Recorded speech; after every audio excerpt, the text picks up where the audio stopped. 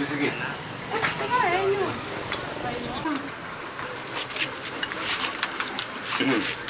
Makati komo.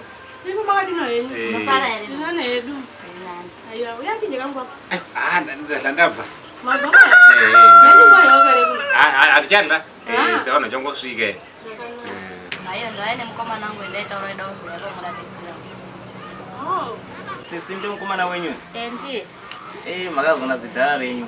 Ngokana jarrawo. Udanana. Amo bagubi na mwana. Ano bro halali. Ya ndo papa pa Zimbabwe peda. Zimbabwe. Pa Zimbabwe ndi papa kuti zene for stadium pa. Ndo pedu chapi. Saka angonditi uya kumanika. Ndo ndatoya kuno ndo kutozvinika vachitonditambira paboda pa chitonika na kuno kumanika. Ndo pedu za chinhu chako chinhu chatora achiti pa Zimbabwe kunotukwana. Kunotukana nari Zimbabwe anotuka. Ndakatukwa kuti how are you? Umwaje chibhandera bvata sai good morning. Iye ndadzosera haiti benda mudzosera kwa mutora murumangu. Mama mukuru makatukwa ku Zimbabwe kuti how are you? Iye anari Zimbabwe anotuka. Mapedza kunzi how are you mukanzi good morning. Ya makashaudiwa.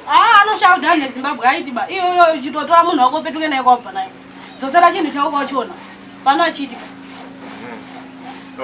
Soro ndiri damaged person. Nari Zimbabwe anatsika anotuka maningi. Musatororana vematongo ka. Ita muti ngororana kuno kusamurana mugavika. Haiti. Haiti mechinduka kuti how are you? Ya makashaudwa. Ndakashaudwa zvoti ndakashande pekubata kuti ndobata sei. Andotorimuona pano. Torara ibvisana imende, tora imende, simuke. Makatukwa kuti how are you? Simuka imende ngwasha. Ndakatukwa zi how are you? Anhu ari Zimbabwe. Hamuna tsika. Mazonzi good morning. Ya makashaudiwa. Enda henyu. Tora munhu wako sasa dzoke futi panapa naye. Kutoda zvepano udzoka wega. Usada kutodzokera kuZimbabwe? Dzoka izvenyu ngwasha. Achero ndega ndogona ngobuda hangu.